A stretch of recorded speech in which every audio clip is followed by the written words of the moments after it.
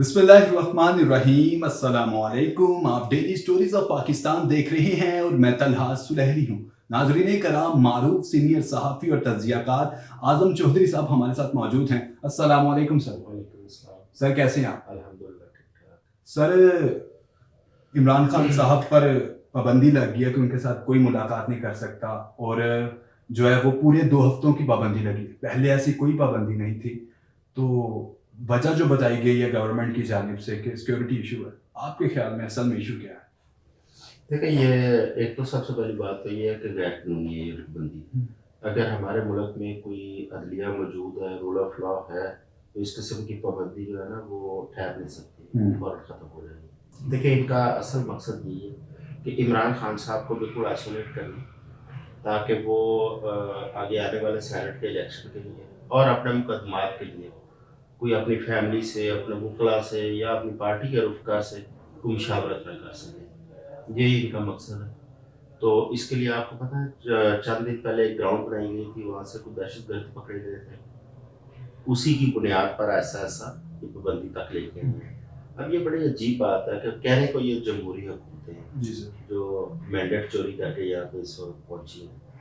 तो हुकूमत में आने से पहले बड़े ये दावे, नारे, ये बड़ी जमहूरियत पसंद की बातें करते थे। लेकिन हुकूमत में आने के बाद ज़ाहिर है उनका जो असल चीज़ उनके अंदर थी वो खुल के सामने आ रही है।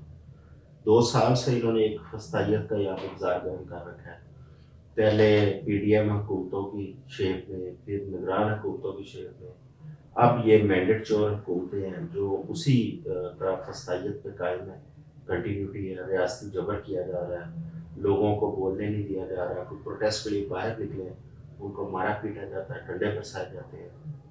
या जो पार्टी का सरबराह है इमरान खान, जो कि इस वक्त इलेक्शन में साबित हुआ है कि मोस्ट पॉपुलर लीडर इस वक्त पाकिस्तान में इमरान खान है, तो उसको आप पाबंद सलासल भी किया हुआ है। और खौफ इतना ज़्यादा है कि जेल में होने के बावजूद अगर वो किसी से 2 लफ्ज़ बोल लेते हैं, उससे भी ये खौफज़दा है, तो लिहाजा उसकी मुलाकातों की पाबंदी आयद कर दी है। तो सर, पाबंदी, एक तो ये वजह आप बता रहे हैं, कोई पसे पर्दा मामला भी तय हो सकते हैं इन 2 हफ्तों में, क्योंकि स्पेशली इस दफ़ा जो है ना वो पाबंदी लगाई है। पहले ऐसे पाबंदी नहीं थी। तो पसे पर्दा इमरान खान को मनाने की कोशिश होगी। क्या लगता है कि इमरान खान साहब मान जाएंगे? अच्छा, नहीं, पाबंदी पहले भी थी। लेकिन इस तरह पहले के पहले पहले एक टाइम था कि बुकला को भी नहीं मिलने दिया जाता था मुकदमात के लिए। लेकिन ये जो आप जिस एक तरफ इशारा कर रहे हैं ना कि कोई डील की तरफ या मेरा नहीं ख्याल कि ऐसी बात हो। क्योंकि अगर इमरान खान साहब से कोई मामला तय पाने होते तो वो पा चुके होते बड़ी देर पहले। क्योंकि इमरान खान अपने जो उनका बयानिया उस पर कायम है, और वो ये कहते थे इंतखाब करवाएं, आपको हकीकत पता चलेगी। और इंतखाब के बाद हकीकत तो पता चल गई है। आप चाहे जितना मर्जी किसी का मैंडेट चोरी कर लें, जितनी मर्जी सीटें ऊपर नीचे कर लें, लेकिन आपको भी पता है, कौम को भी पता है, और उन सियासतदानों को भी पता है जिनको चोरी-शुदा सीटें मिली हैं, उन्हें खुद पता है कि हम कौन सी सीट पे पार्लियामेंट में बैठे हैं। जी। तो मेरा ख्याल है कि इमरान खान किसी डील पे नहीं आएंगे। वो बड़ा उनका क्लियर सा स्टांस है, वो जमहूरियत की, रूल ऑफ लॉ की, तो इसी किस्म की वो बातें कर रहे हैं। और उन्होंने अपनी पार्टी के हवाले से भी हमेशा देखें उनको यही कहा है कि जमहूरी रवैया रखें और इंतखाबात में जाएं। और उनकी पार्टी तमाम तर पाबंदियों के बावजूद वो इंतखाब में गई है और अवाम ने उनको मैंडेट दिया। ये फार्म 45 के मुताबिक वो जीते हैं, लेकिन फार्म 47 के मुताबिक नहीं जीते। हाँ, ये भी एक नई हिस्ट्री यहाँ पे पाकिस्तान में लिखी गई है, फार्म 45 और फार्म 47 की सियासत। लेकिन कितनी देर आप कैसे आप किसी भी पार्टी को बाहर कर सकते हो सिस्टम से। आपने 1971 के अंदर अवामी लीग के साथ ये किया था, वो अल्टीमेटली क्या हुआ, हमारा मुल्क टूटा, उससे नुकसान हुआ हमें शदीद। जुल्फ़िकार अली भुट्टो के दौर में आपने इसी तरह का रवैया, वो ज़ियाउल हक की हुकूमत थी, यही रखा, उनको गिरफ्तार किया, उनको मार दिया, फांसी दे दी। आज 44 साल बाद आपकी अदालतें कह रही हैं कि वो अदालती कत्ल था। तो आप कितनी देर इस किस्म के वो तजर्बात करते रहेंगे मुल्क से। कभी सियासी पार्टियों को बनाएं, कभी उनको तोड़ें, कभी उनको इक़्तिदार से बाहर निकालें। तो इस तरह तो ना निज़ाम चलेगा, ना आपकी जमहूरियत चलेगी। लेकिन इतना यकीन क्यों, इतना खुलकर क्यों कह रहे हैं सर, किस तरह निज़ाम चल जाएगा? देखिए, उनकी तो उनकी नज़र में तो सब ठीक है। अब उनके साथ जो लोग इस वक्त खड़े हैं, जिसमें पीडीएम की पूरी हुकूमत भी है, جس میں نگران بھی ہیں جو اس وقت دوبارہ حکومت میں آ رہے ہیں، وہ تو یہی سمجھتے ہیں ان کی نظر میں سب ٹھیک ہے، لیکن سب ٹھیک ہوتا نہیں ہے۔ ان کا ایک نظام انسانوں کا ہوتا ہے، ایک قدرت کا نظام ہوتا ہے۔ جو اللہ تعالیٰ کا نظام ہے اس کے سامنے یہ تنکوں کی طرح بہہ جائیں گے۔ آپ نے دیکھا ہے کہ یہ عوام نے جس شعور کے ساتھ اپنے کینڈیڈیٹس کے ووٹ وہ انتخابی نشان ڈھونڈ ڈھونڈ کے ووٹ ڈالے، یہ بھی ایک بڑا حیران کن تھا کہ ایک پارٹی کے پاس ان کا اپنے انتخابی نشان نہیں ہے، ان کے جتنے امیدوار ہیں سب کے پاس علیحدہ علیحدہ نشان ہے۔ اور جو ہمارا یہ بھی کہا جاتا ہے کہ ہماری سوسائٹی کے اندر لٹریسی ریٹ بہت کم ہے، اور اس کے باوجود اگر لوگوں نے وہ نشان ڈھونڈ کے ووٹ ڈالے ہیں تو پھر یہ میں سمجھتا ہوں کہ تبدیلی کا پیش خیمہ تو ہے، آغاز صحیح لیکن پیش خیمہ ہے۔ وہ خان صاحب کہتے نہیں تھے کہ شعور کا جن بوتل سے باہر آ چکا ہو، تو ان کی بات حقیقت دیکھیں میں سمجھتا ہوں کہ عمران خان صاحب نے اپنا کام کر دیا ہے۔ اب یہ کہتے ہیں کہ عمران خان اقتدار میں نہیں آ سکتے، بھی نہ بھی آئے، وہ اقتدار سے بالا تر ہے اس وقت جو انہوں نے کام کیا ہے نا، جو شعور والی بات ہے۔ آپ دیکھیں جو پڑھا لکھا طبقہ ہے، جو پڑھے لکھے نوجوان ہیں، جب وہ کویشچن کرتے ہیں کسی سے تو ان کے پاس جب جواب نہیں ہوتا تو یہ آگے سے کہتے ہیں یہ بدتمیزی کرتے ہیں لوگ، گمراہ کر دیا، گمراہ کرتے ہیں، ٹھیک ہے۔ اب یہ بات ان کو جب یہ اپنے گھر میں بیٹھتے ہوں گے، اپنے بچوں کے ساتھ بیٹھتے ہوں گے، اگر ان کے بچے پڑھے لکھے ہیں تو ان کو احساس ہوتا ہوگا کہ پوری قوم کو جب یہ گمراہ کہتے ہیں تو ان کے اپنے بچے بھی اسی قطار میں کھڑے ہوں گے گمراہی والی میں، کیونکہ سوال تو وہ بچے بھی کرتے ہیں، وہ بھی پوچھتے ہوں گے کہ والد صاحب آپ جس سیٹ پہ آئے ہیں یہ تو آپ ہار گئے تھے، تو پھر آپ کیسے پارلیمنٹ میں پہنچے ہیں؟ تو کیا وہ بھی گمراہ بچے ہیں؟ تو لہٰذا ان کو یہ سمجھ نہیں آ رہی کہ کیا کریں، اور میرا خیال ہے کہ اس وقت یہ سارے مل کے نا یہ پھڑپھڑا رہے ہیں۔ وہ کہتے ہیں جب دیا بجھنے لگتا ہے تو وہ زیادہ پھڑپڑاتا ہے، تو یہ دیا بجھنے جا رہا ہے اور ان لوگوں کی سیاست اب ختم ہو رہی ہے، دم توڑ رہی ہے، کیونکہ پاکستانی قوم کا یہ فیصلہ ہے کہ چوروں کو دوبارہ اس نظام میں نہیں آنے دینا۔ اب یہ جس طرح آئے ہیں ان کو پتہ ہے، پوری قوم کو پتہ ہے، ان کو لانے والوں کو پتہ ہے، نہ یہ اس قابل تھے، نہ یہ اس قابل ہے، نہ یہ اس قابل ہے کہ اس ملک کو آگے چلا سکے۔ سر اتنے گھٹن زدہ ماحول میں اتنی مثبت صحافت کیسے کر لیتے؟ دیکھیں یہ صحافت، یہ بولنا، یہ میں سمجھتا ہوں کہ یہ میرے پاس لوگوں کی امانت ہے، اور اگر مجھے اللہ تعالیٰ نے یہ موقع دیا ہے کہ میں کسی جگہ پہ بیٹھ کے کوئی بات کر سکوں تو مجھے اپنا کردار ادا کرنا چاہیے۔ اگر میں نہیں کر سکتا تو مجھے یہ پروفیشن چھوڑ دینا چاہیے، مجھے یہ صحافت چھوڑ دینی چاہیے۔ لیکن آپ کے کچھ دوست تو آپ کی طرح کا کردار ادا نہیں کر رہے، وہ بھی ہمارے سینئر صحافی ہیں، وہ کیوں نہیں کر رہے سر؟ اچھا میں کسی کو اس میں قصوروار نہیں ٹھہراتا، ہر بندے کے اپنے کچھ مسائل ہوتے ہیں، ہر بندے کی اپنی کچھ مجبوریاں ہوتی ہیں، اور میں سمجھتا ہوں کہ ہر بندے کو اپنا کردار اپنے لیول تک جس حد تک وہ کر سکتا ہے اس کو کردار ادا کرنا چاہیے۔ وہ لوگ بھی تو ہیں نا جنہوں نے کئی ماہ سے جیلیں کاٹ رہے ہیں، وہ لوگ بھی تو ہیں نا جن کے پیارے ان سے بچھڑ گئے ہیں، وہ لوگ بھی تو ہیں نا جو اپنے بچوں سے محروم ہوئے ہیں۔ سر یہ آپ کو یاد ہے وہ عباد فاروق کا ایک بیٹا، ٹھیک ہے، عباد فاروق صاحب کا میں خود انٹرویو کر چکا ہوں، ان کا بیٹا فوت ہوا۔ دیکھیں وہ لوگ، ان کی تو میں سمجھتا ہوں بڑی قربانی ہے، ہم تو کچھ بھی نہیں کر رہے۔ سر ارشد شریف شہید، سر ارشد شریف ہم میں ایک ایسا بندہ تھا، اور وہ صرف ان کا نقصان نہیں ہے، ان کی فیملی کا نقصان نہیں ہے، وہ اہل صحافت کا بھی نقصان ہے، وہ پاکستان کا بھی نقصان ہے۔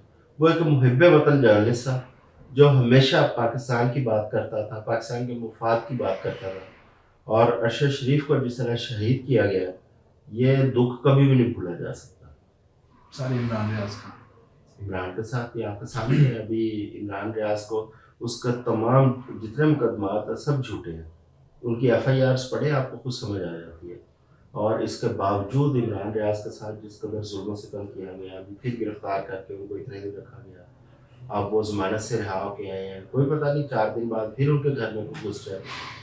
بہرحال یہ میں سمجھتا ہوں یہ لوگ بڑی ہمت والے ہیں، بڑی بہادر ہیں، جرأت کا مظاہرہ کر رہے ہیں، جو اس دور کے اندر بھی بول رہے ہیں، اپنا کردار ادا کر رہے ہیں۔ ہاں باقی لوگ جو نہیں بول پا رہے ان کو بھی جس لیول پہ بھی وہ کردار ادا کر سکتے ہیں انہیں اپنا کردار ضرور ادا کرنا چاہیے۔ صحیح سر، وزیر مملکت آصف علی زرداری، وزیر داخلہ محسن نقوی، وزیر نجکاری عبدالعظیم خان کہتے ہیں ہم نے تنخواہیں نہیں لینی۔ سر کیا لگتا ہے کہ ان کا یہ جو عمل ہے عوام کے دل میں گھر کر جائے گا کہ نہیں؟